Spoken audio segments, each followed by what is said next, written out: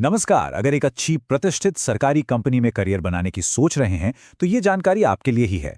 आज हम बात करने वाले हैं नॉर्थर्न कोलफील्ड्स लिमिटेड में निकली असिस्टेंट फोरमैन की भर्ती के बारे में और इसकी हर जरूरी डिटेल को अच्छे से समझेंगे।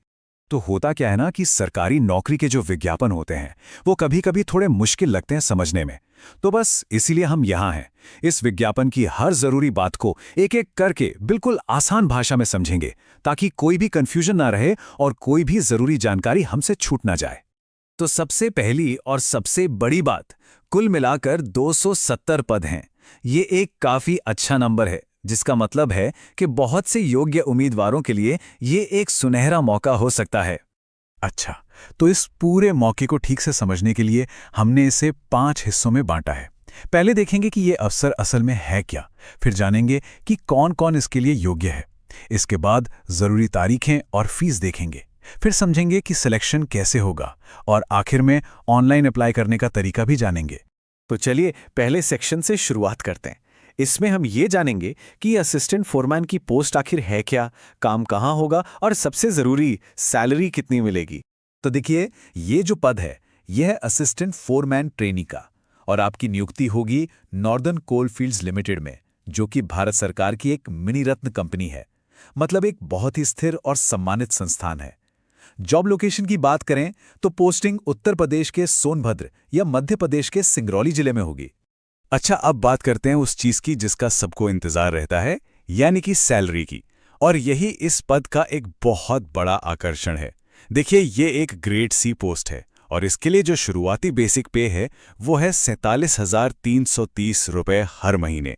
तो ये एक बहुत ही बढ़िया पैकेज है जो इस मौके को और भी खास बना देता है।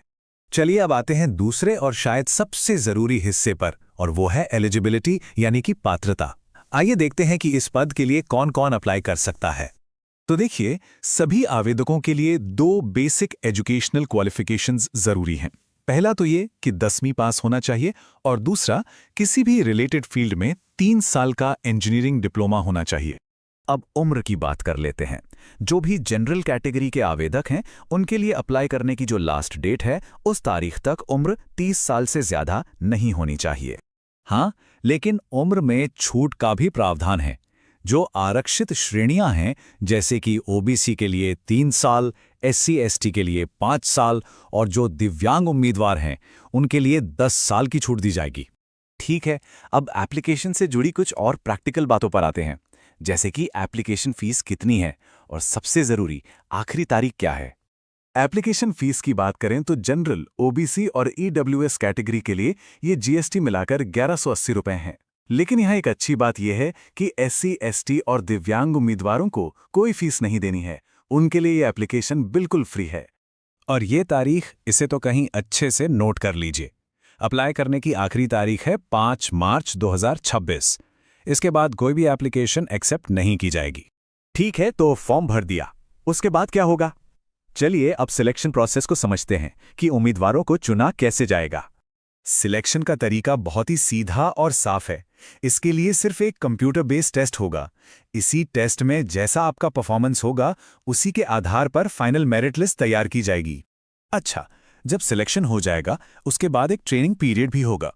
जो लोग इलेक्ट्रॉनिक्स और टेलीकम्युनिकेशन ब्रांच से हैं उनकी ट्रेनिंग 1 साल की होगी और बाकी सभी ब्रांच वालों के लिए ये ट्रेनिंग 2 साल की रहेगी। तो चलिए, अब हम पहुंच गए हैं अपने आखिरी और सबसे प्रैक्टिकल सेक्शन पर और अब हम देखेंगे कि आपको अप्लाई करना कैसे है।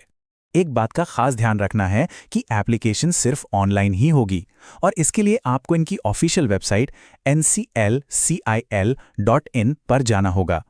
प्रोसेस बहुत आसान है। वेबसाइट पर जाकर करियर सेक्शन में जाइए, वहां आपको भर्ती का नोटिफिकेशन मिलेगा। उसे खोलकर ऑनलाइन आवेदन करे वाले लिंक पर क्लिक कर दीजिए। फिर असिस्टेंट फोरमैन पद को चुनकर अपना फॉर्म भर दीजिए। तो एक बार फिर से याद दिला रहा हूं, आखिरी तारीख है 5 मार्च 2026।